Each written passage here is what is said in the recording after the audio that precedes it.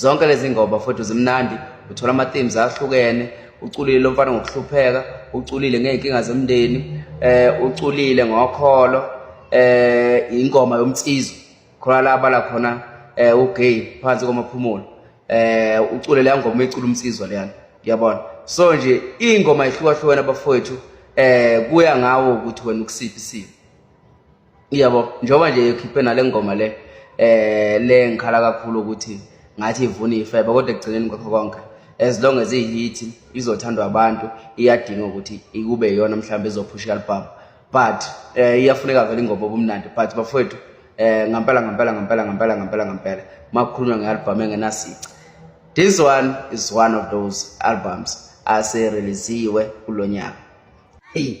Ushuni wangakithi kwamaphumulo ngozwile kulo mfana, hayi awuthuthile njalo uzokudala bhuza neva akayifuni ngabulonto. Kodwa-ke into ebalulekile bafowethu, njengoba ngasho ngathi ushuni kabheka umuzo uba mnandi kakhulu, umuzo untshontsha kanje. Bafowethu, muhle umsebenzi wakho uMenzi. Mina ngithande kakhulu le ngoma ethi umXhosa, hayi iXhosa, bengiphambanisa lapho ngenza imistake.